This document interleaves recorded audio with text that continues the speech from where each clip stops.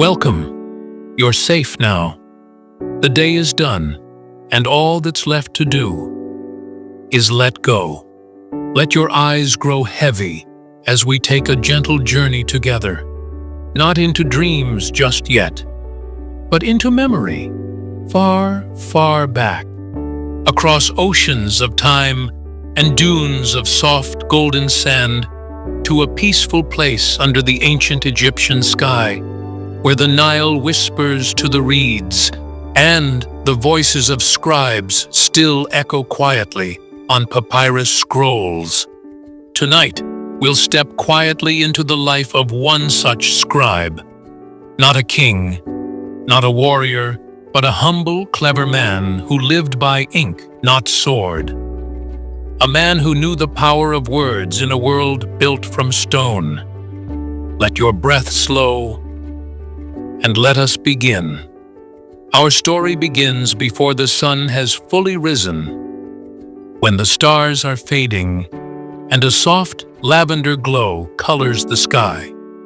In a modest home made of sun-baked bricks near the bustling city of Thebes, our scribe, whose name is Nebu, wakes to the call of birds and the smell of warm bread rising from the hearth. The walls of his home are cool from the night, etched with simple decorations, perhaps a painted lotus, a falcon for protection, a prayer to Thoth, the god of wisdom and writing. He stretches slowly, wraps himself in a light linen robe, and steps outside. The earth feels cool under his feet. The distant croak of frogs lingers in the air. The Nile, not far away, is already alive with quiet motion.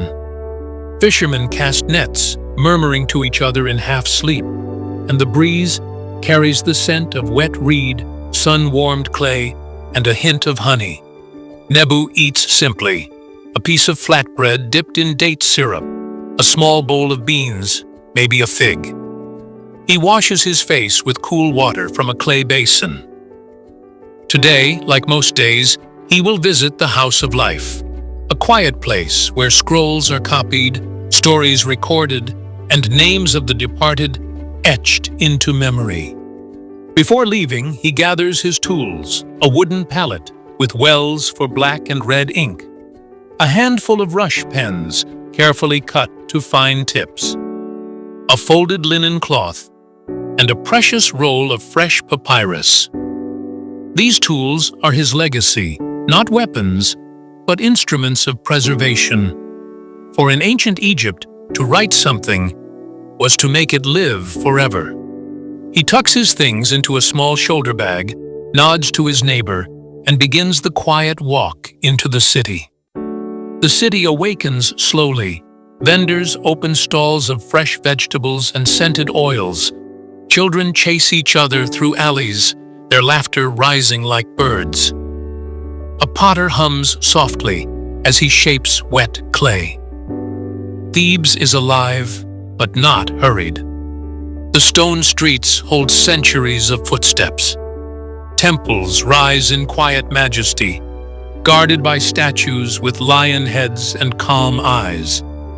Nebu pauses as he passes the temple of Amun. The air smells of incense, resin, myrrh, and lotus. Priests move like shadows, whispering prayers to the sacred sky. He doesn't enter. That is not his domain. His temple is one of parchment and ink. Nebu reaches his destination, the House of Life, Per Ankh in the ancient tongue. A serene place, quiet even in the heart of the city. Its tall, cool halls are lined with scrolls, stored carefully in reed baskets and clay jars. Some are old, their papyrus yellowed with age. Others are fresh, awaiting their first word. This is no ordinary building. It is sacred, protected. Here, knowledge is preserved not for pride, but for eternity. Nebu greets his fellow scribes with a gentle nod. No one speaks loudly here. Only the occasional sound of a brush scratching on scroll, the drip of water from a basin, and the distant hum of chanting from nearby temples. He finds his usual spot by the window, where soft light spills across the stone floor, warming his tools. And then, quietly, he begins to write. Nebu's hand is steady. He mixes his black ink with water, using a tiny ceramic bowl. Black for ordinary text, red for sacred words, divine names, or emphasis. He writes slowly, not because he must, but because each word matters. He copies a hymn today, one sung in praise of Ra, the sun god who travels the sky by day and the underworld by night. His brush dips, glides, pauses. The symbols are not just letters. They are art, each one a picture, each one with breath. Some represent animals like the owl or the snake. Others are sounds, shapes, or ideas. He writes the name of a noblewoman who has passed, preserving her name so she may live on in the afterlife. To forget a name is a second death, they say. And so he writes, with care, with rhythm, as if each letter helps her soul fly a little farther. By midday, the stone walls grow warm. The house of life takes a pause. Even the gods, it is said, rest in the afternoon sun. Nebu steps outside into the courtyard. Under a fig tree, he sits with other scribes, young and old. They share slices of bread, dates, a handful of roasted chickpeas, cool water from a clay jug. They speak softly, like the breeze. Stories of temple events, rumors of new tax collectors, whispers of Pharaoh's latest decree. But also, laughter. A story about a monkey that escaped the palace. A joke about a priest who misread a scroll. Nebu smiles.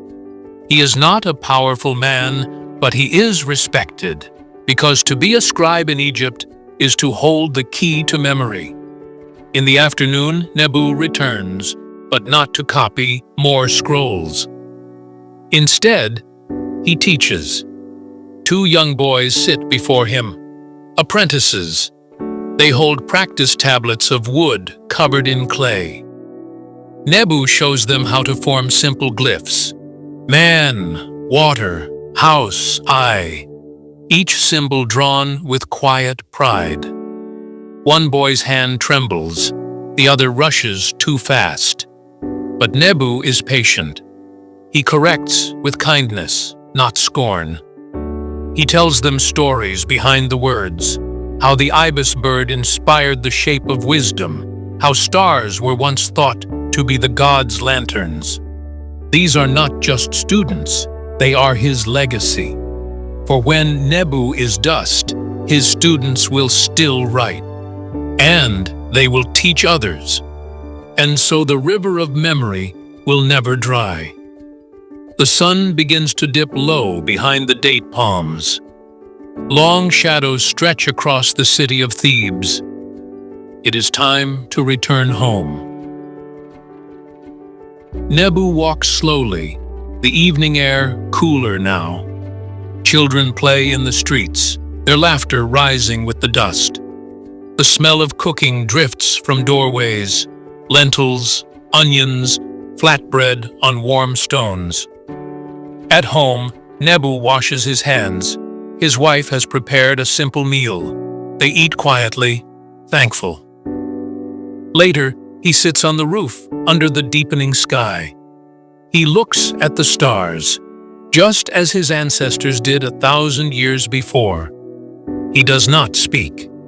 He does not need to. Now the city sleeps, and so does Nebu. But in a basket near his bed, scrolls wait for tomorrow. More names to record, more stories to preserve. For the pen of the scribe is eternal. Even as kingdoms fall, even as stones crumble, his words remain. So close your eyes now, dear listener. You have walked in Nebu's sandals, felt the Nile wind, heard the temple bells, watched the ink dry beneath the desert sun. Sleep gently now, and may your dreams be written in soft ink on scrolls that never fade.